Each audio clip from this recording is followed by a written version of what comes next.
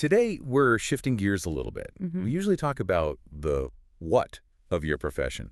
You know, new research, clinical guidelines, all the stuff that helps you treat patients. Right, the clinical side. Exactly.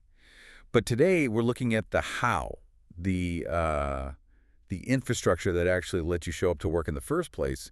We're talking about the pharmacist license. And it is, without a doubt, the single most valuable asset a pharmacist owns. It's the capital that generates every single paycheck. Yeah. Yet, based on all the data we've reviewed, it's often the most operationally neglected asset in their entire portfolio. Well, and the sources for this deep dive were just fascinating because they paint a picture it's honestly a bit counterintuitive. How so? We tend to think that people who lose their licenses or, get hit with board sanctions are the bad apples, Right. Diverting drugs, gross negligence. showing up impaired.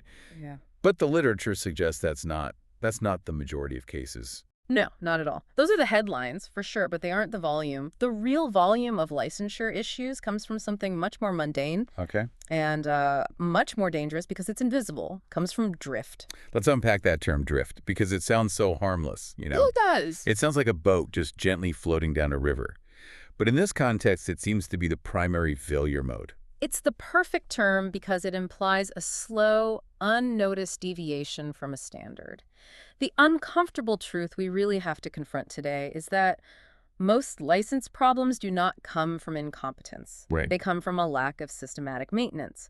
Deadlines slide, requirements change quietly, CE credits get temporarily postponed and then just forgotten. And then what happens? And then suddenly, a highly competent clinician is in a position of noncompliance. And this is where I kind of want to push back on the sources a bit, or at least get some clarification. There's this paradox mentioned in the material that claims the better you are as a pharmacist, the more dedicated to the clinical side, the more likely you are to fall victim to this drift. Mm-hmm. That doesn't track for me at first. Usually, high performers are high performers everywhere. Why is this so different? It all comes down to bandwidth allocation. If you're a high-performing pharmacist, you are hyper-focused on patient outcomes. Of course. You're staying late to counsel, you're double-checking interactions, mentoring residents. So in your mental model, the license is a solved problem. It's a static thing you unlocked years ago. So you prioritize the urgent clinical work. Over the silent administrative work. Yeah, Exactly. so the argument is that clinical excellence can actually blind you to administrative fragility. Precisely. The system doesn't care how good you are at titrating insulin.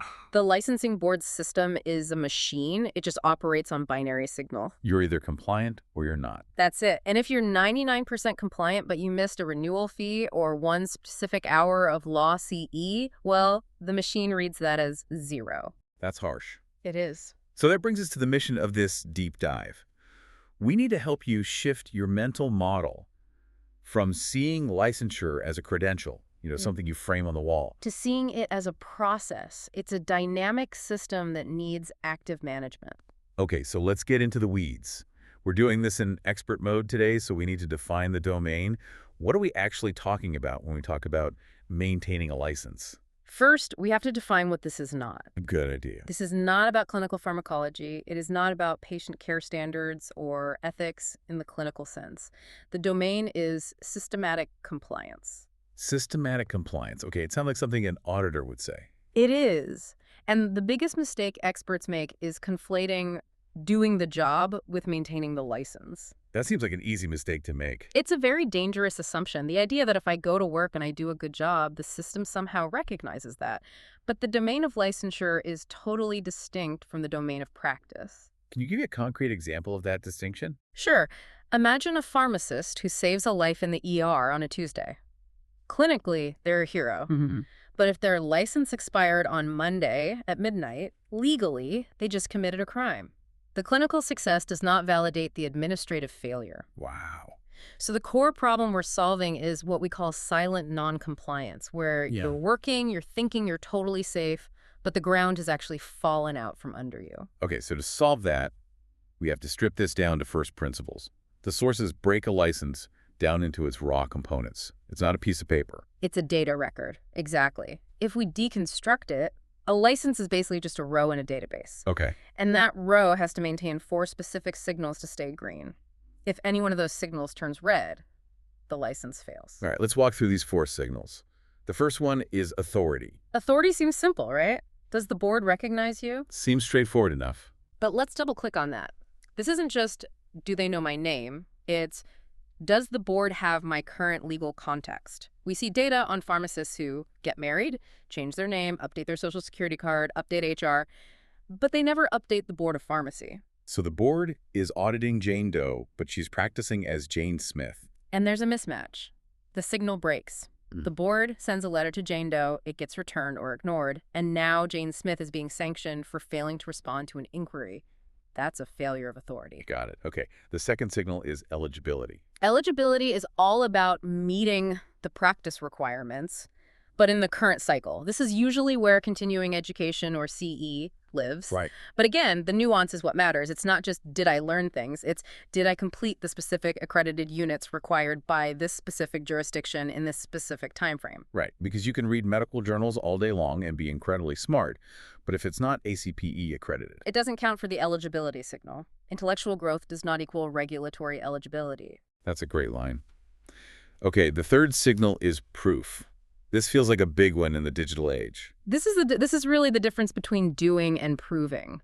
In a regulatory system, if you can't prove it, you didn't do it. We'll talk about the defensible portfolio later, but the core principle is retrievability. Can you produce the document on demand? And the final one, timing. The constraint of the clock. This is an invariant law. It does not bend. Licenses expire on a fixed date. No exceptions. It doesn't matter if you were sick or busy or if you never got the email. The clock is absolute. And unlike, say, a credit card bill where you might pay a late fee and move on, the sources suggest the penalty here is much, much steeper. It's binary. There is no grace period for practice. If you renew 1 day late, you are technically unlicensed for 24 hours. Which means? It means every prescription you verified in that 24-hour window is technically invalid. It opens up liability for your employer, insurance clawbacks. It's a complete mess. So we had these 4 signals: authority, eligibility, proof, and timing. And the source material uses a really specific model to explain how they interact. They call it the license flywheel. Yes, I love this mental model. Imagine a big, heavy flywheel. You need to keep it spinning. Okay. Every time you update your address, you're pushing the authority weight. Every time you file a CE certificate, you're pushing the proof weight. If you keep the inputs consistent, the wheel spins and the license stays active with very little friction. But if you neglect one part, say you stop feeding the proof signal, The flywheel slows down, and if you stop saving your certificates, eventually that wheel grinds to a halt.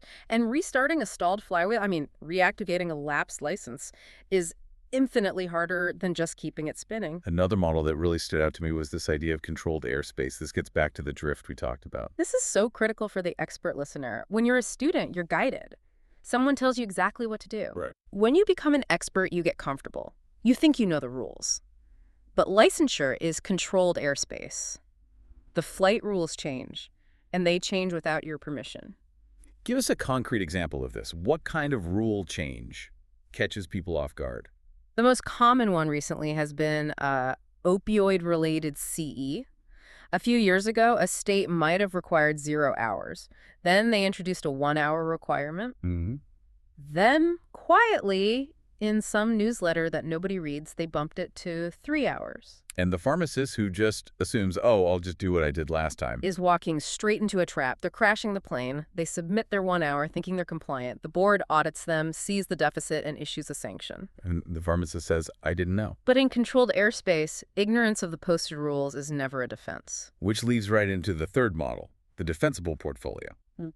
You mentioned earlier that doing is improving.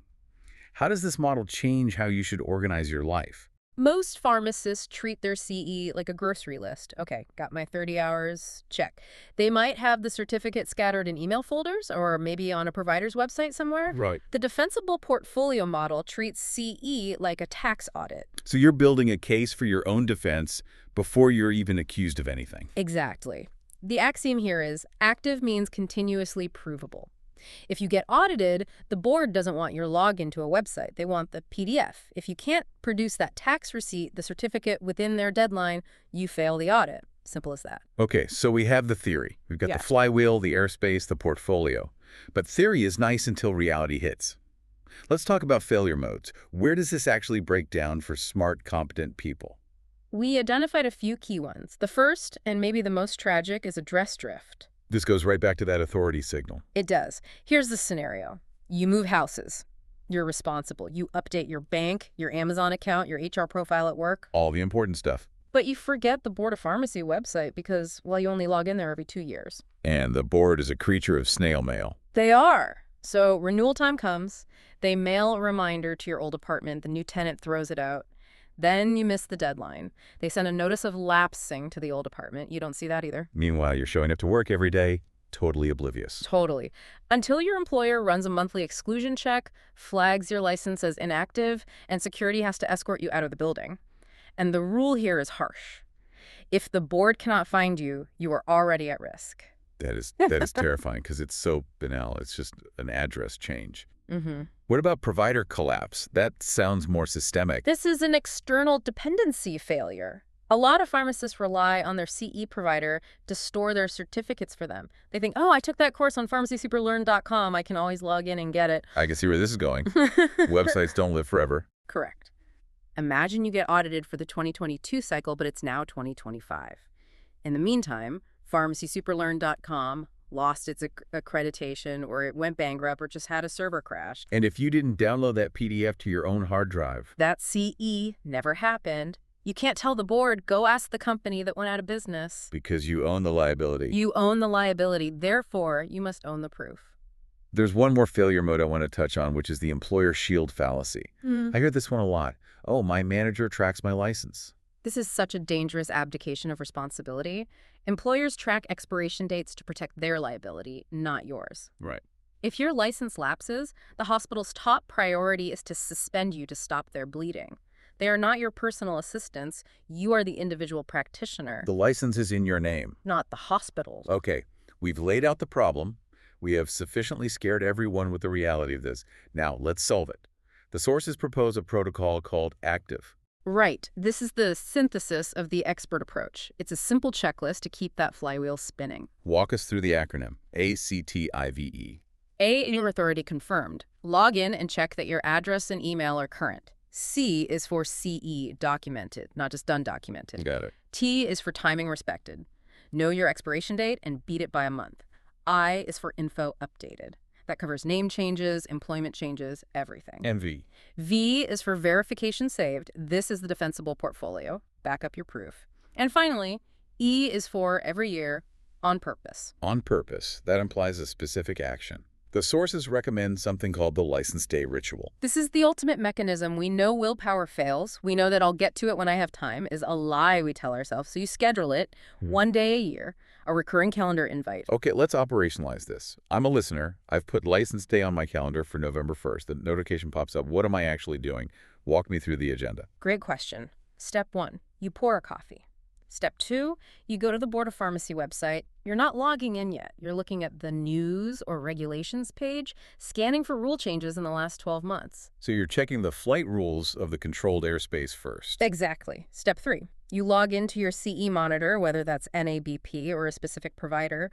You audit yourself. Do you have the hours? Do the topics match the rules you just read? And this is where the proof part comes in. Yes. Step 4 is the most important. You download every single certificate from the current cycle. You save them to a folder on your computer and, ideally, to a cloud backup like Google Drive. Name the folder 2026 License Proof. You're building the tax receipts. You are building the defensible portfolio. And finally, step 5. You log into the board website, verify your address is still correct, and if it's a renewal year, you pay the fee. Then you're done. For another 364 days. You don't think about it again. It seems so simple, but it really changes the whole psychological relationship with the license. Instead of this low-level anxiety hum in the back of your head, did I do that as a dude? You have certainty. That's the entire goal. We want to move from hope-based compliance to system-based compliance. Before we wrap up, I want to address the listener who might be thinking, okay, I can do this for my one license. But a lot of our listeners are experts who hold multiple licenses. Maybe they practice in 3 states, or they have board certification in oncology and a critical care cert. How does this scale? The complexity definitely scales, but the model remains the same. In fact, the model becomes even more critical the more you scale. If you have 5 licenses, you simply cannot rely on memory. You will fail. Do you just expand license day? Yeah. You might need a license week, or you group them. But that defensible portfolio concept is the key. You need a folder for New York, a folder for New Jersey, a folder for BPS certification. The active protocol applies to each one independently. You have to treat each license as its own separate asset that needs its own maintenance cycle. You know, it strikes me that once you build this foundation, you're actually freer. That is the paradox in the other direction. By being rigid about the administration, by having this strict ritual, you buy yourself the freedom to be creative and focused in your clinical work. Because you aren't wasting mental energy worrying about the administrative floor falling out. Exactly. So if we had to boil this entire deep dive down to a single takeaway for everyone listening, what is it? It's the anchor phrase we've used throughout. Active means continuously provable. Do not rely on your employer. Do not rely on the board to warn you. And do not rely on your memory. Build the defensible portfolio, schedule your license day, and own the asset. That's a powerful place to leave it. We often talk about owning your career, and usually that means networking or getting a promotion. But today, owning your career means literally owning the data record that allows you to practice. It is the foundation of everything else. Thank you for breaking this down with us. For everyone listening, go check your calendar, set up your license day right now. It might be the most profitable hour you spend this year. We'll see you in the next deep dive.